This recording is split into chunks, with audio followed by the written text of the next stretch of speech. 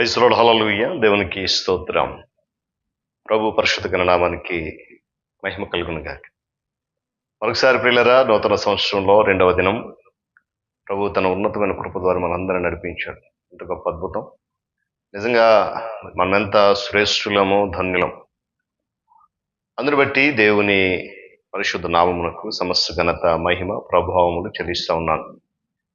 క్రీస్తునందు ప్రియులైన దైవజనులు, స్నేహితులు, విశ్వాసులు, సహోదరి సహోదరులు, ఈ ఆధ్యాత్మిక కార్యక్రమాన్ని వీక్షిస్తున్న దేవుని బిడ్డలందరికీ, ఆత్మీయులకు, విశ్వాసులకు, నన్ను ప్రోత్సహిస్తున్న మీ అందరికీ రక్షకుడైన యేసే నామములో ఉదయకాలపు శుభములు మరియు వందనాలు తెలియజేస్తాను. మీరంతా బాగున్నారు కదా? చాలా సంతోషం. రండి, ఈ దినం కూడా మిమ్మల్ని అందరి ప్రేమతో ఆహ్వానిస్తూ ఉంటున్నాను. అనుదిన అభివృద్ధి ఉదయకాలపు ధ్యానాలు అనేటువంటి ఈ ఆధ్యాత్మిక కార్యక్రమంలో నాతో పాటు పాల్గొంచుకండి. వాక్యాన్ని ధ్యానించండి, దైవ దీవెనలు పొందుకోండి. ఉన్నాయ బైబిల్స్ దగ్గరలో? తెరచి చూడండి. లేని పక్షాన చదివిన మాట జాగ్రత్తగా వినండి, గ్రహించి వాక్యదానంలో పాల్గొంచుకండి. నివేదన ధ్యాన వాక్యం ఇర్మీయా గ్రంథము 2వ అధ్యాయము 13వ వచనంలో ఒక మాటను జ్ఞాపకం చేస్తున్నాను. నా జనులు 2 నేరములు చేసి ఉన్నారు. జీవజలపు ఓటనైనా నన్ను విడిచి తమ కొరకు తొట్లను, అనగా బద్దలై నీళ్లు నిలవని తొట్లను తొలిపించుకుని ఉన్నారు. దేవుడి మాటను మనకు దీవించును గాక. ప్రార్థన చేసుకుందాం. మహోన్నతుడ, మీకు వందనాలు. మరొకసారి ఈ నూతన ఉదయకాల సమయంలో నీ మాటలు వినడానికి ఇష్టపడుతున్నాం. ధ్యానిస్తూ ఉండగా మా జీవితాలలో విలువైన, అమూల్యమైన మాటలు వినిపిస్తున్నందుకు స్తోత్రాలు. ఆ ధ్యానంలో భాగంగా మేము మనస్ఫూర్తిగా ఆ మాటలను గ్రహించగలిగే శక్తిని అనుగ్రహించు. యేసు నామమున అడుగుతున్నాం తండ్రి, ఆమేన్. చదువుని వాక్య భాగం గమనిద్దాం. ప్రవక్త అయినటువంటి ఇర్మీయాకు ఒక పేరుంది, విలాప ప్రవక్త. విలపిస్తూనే ఉన్నాడు ఇశ్రాయేలు జనాంగం కొరకు.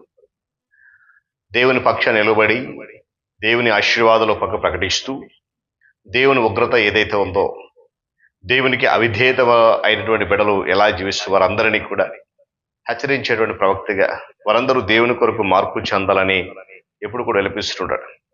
అలాంటి ప్రవక్త ద్వారా దేవుడు మాట్లాడుతూ, అయ్యా ఇర్మీయా, నా జనులు 2 నేరాలు చేశారయ్యా. ఒకటి, జీవజల ఓటగా ఉన్న నన్ను విడిచిపెట్టేశారయ్యా. సరే, నేనేం అనుకోలేదు. కాకపోతే జీవజలానికి నన్ను విడిచిపెట్టేసి తొట్లను నింపుకుంటున్నారు. అవి బద్దలైపోతాయి, నీళ్లు నిలవవి, వాటిని తొలగించుకున్నారయ్యా. 2 నేరాలు చేశారంట. ఉదయకాల సమయంలో పిల్లలు గమనించారు. ఒకవేళ గడిచిన సంవత్సరంలో దేవుడు ఇలాంటి నిర్ణయం మన పక్షం తీసుకుని ఉంటే బహుశా నేను అనుకుంటే నూతన సంవత్సరం మనం వచ్చేవాళ్ళకి కాదు. దేవుడు ఒక చక్కటి ఆశీర్వాదకరమైనటువంటి దీవెనతో 2026వ సంవత్సరం మనల్ని నడిపించాడు. మార్పు లేనటువంటి మానవ జీవితాలు చూసిన దేవుడు వారి మీద 2 నేరాలు మోపడానికి ఇష్టపడుతూ ఉన్నాడు. మొదటి నేరం ఏంటంటే, తానిచ్చినటువంటి నీళ్లు త్రాగివాడు ఇక ఎన్నటికీ కూడా దప్పి కొనడం అని చెప్పినటువంటి, స్వయంగా చెప్పినటువంటి జీవాధిపతినటువంటి దేవుని విడిచిపెట్టి జీవజలముల కోరికను, వాటి కొరకు ప్రార్థించకుండాను, దాహము తీర్చుకోకుండాను అనేక మంది క్రైస్తవులు ఈరోజు అనగా ఎడారిలోనే, నీళ్లు తినే స్థలంలోనే ప్రాకులాడుతూ ఉంటున్నారు. ఆ విధంగా జీవజలములు ఓటైనటువంటి యేసు ప్రభు వారిని విడిచిపెట్టడం అనేది నేరం. నేనంటాను, ఈ నూతన సంవత్సరంలో ఆ నేరం మనం చేయొద్దు ప్రియులారా. దేవుడు అద్భుతంగా తన జీవజల పూట చేత అనుక్షణం నడిపిస్తున్నాడు, భద్రపరుస్తున్నాడు. కనుక అట్టి రీతిలోనే మన జీవన పయనం కొనసాగిన విషయాన్ని జ్ఞాపకం చేస్తాం. రెండవది, తమ కొరకు నీళ్లు నిలవని తొట్లను, అనగా పాపముతో నిండి బ్రద్దలైపోయి నీళ్లు నిలవకుండా ఉండేటువంటి తొట్లను తొలపించుకున్నారు. పాత్రకు క్రింద భాగంలో ఉన్నటువంటి రంధ్రం గమనించకుండగానే, ఆ నీళ్లు కారిపోయేటువంటి విధానం గమనించకుండానే ఆ పాత్రలో వాళ్ళు నీళ్లు పోస్తూనే ఉన్నారు. ఎంత వ్యర్థం అండి! మనం ఒక ప్రక్క ప్రోత్సాహం, ఒక ప్రక్క అవి ఏం చేస్తున్నాయి, కింద కారిపోతూ ఉన్నాయి. ప్రయోజనము లేదు. అలాగే బద్దలైపోయినటువంటి నీళ్లు నిలవని హృదయాలలో ఎంత సమృద్ధి అయినటువంటి వాక్యాహారము వెదజల్లినా కూడా అది నిలవదండి. ఆ హృదయము పాపముతో నిండిపోయి నీళ్లు నిలవనటువంటి బ్రతుకు గనుక ఆ వాక్యము ఆ హృదయంలో నిలవదు. ఇలాంటి జనాంగమే క్రూర మృగాల్లాగా చెలరేగి ఆ కరుణామయుడైనటువంటి యేసుక్రీస్తు వారిపై తిరగబడి ఆయన శరీరమును చేల్చడం ద్వారా ఆ బండ నుండి నీరు ప్రవహించింది. అలా ఏరులై నీ కొరకు కలవరి శిలువలో ప్రాణప్రియుడైనటువంటి ప్రభువు ప్రవహింపజేసిన రక్తములో మన పాపమును కడుక్కొని మన దాహము తీర్చుకొని నెమ్మదితో సంతోష సమాధానాలతో ముందుకు కొనసాగాలి. ఆ రక్తంలో మన పాపమును కడుక్కొని సమాధానం నిండి ఉన్నావా ఈరోజు? ఆ రక్తము ఆ నీటిని విడిచిపెట్టి నీళ్లు నిలవనటువంటి తొట్ల వలె ఉండి నువ్వు ఎండిపోతున్నావేమో. ఉదయకాలం గమనించు ప్రియ క్రైస్తవ విశ్వాసి.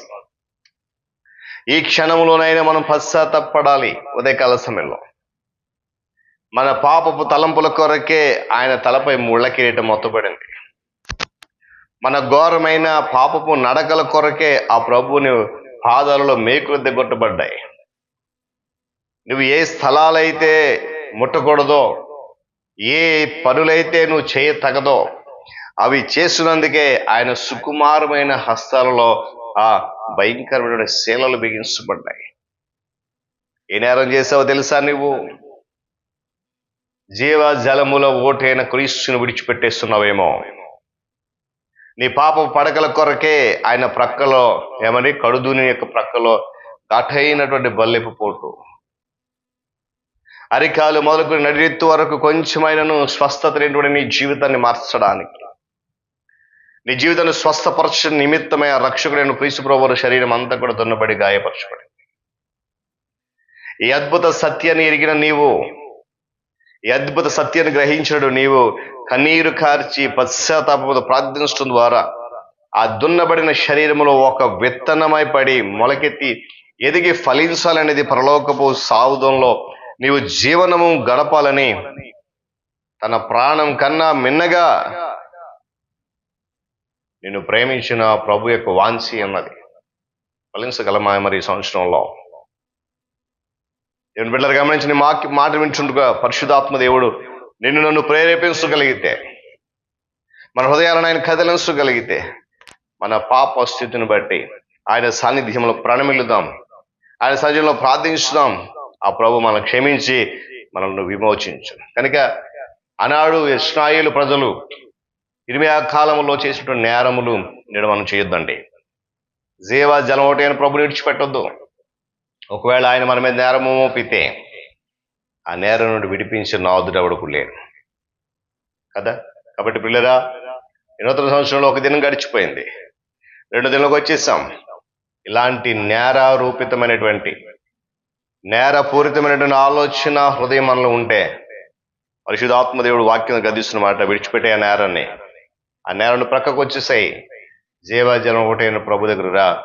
నిత్యము నీ కడుపులో నుండి జీవజలం పారచేటువంటి సముద్రుడైన కనుక ఆయన చెంత నుండి ప్రకాశించడం అనేక మందికి మరి ప్రవహించేటువంటి నదిలా ఏరులై పరేటువంటి ఆయన రక్తములో కడగబడి అనేకులను ఆయన దగ్గరికి పరిశుద్ధాత్మదేవుడు అట్టి కృపా ధన్యత మనందరికీ అనుగ్రహించును గాక. ప్రార్థన చేసుకుందాం. మహాగణుడును ప్రేమ స్వరూపి మీకు వందనాలు. నూతన సంవత్సరంలో మరొకసారి నీ పాదసం నిలబెట్టుకుని ఉన్నతమైన నీ మాట వినిపింపజేశారు. అద్భుతంగా నీ మాటలు ఉన్నాయి. ఆ మాటలు వింటున్నాం ప్రతిదినం. ఈరోజు శ్రేష్ఠ నీ మాటలు హృదయంలోనికి చొచ్చుకునిపోయే విధంగా మీరు బలపరుచుందుకు స్తోత్రం. నీ కృపాతిశయమును బట్టి బలపరచమని, స్థిరపరచమని, ఘనత మహిమ మీరు పొందమని యేసయ్య శక్తిగల నామములో అడుగుతున్నాను తండ్రి. ఆమేన్. త్రియేక దేవుని దీవెన, ఆయన సన్నిధి కాపుదల సదాకాలం మనందరికీ తోడండి నడిపించును గాక. ఆమేన్.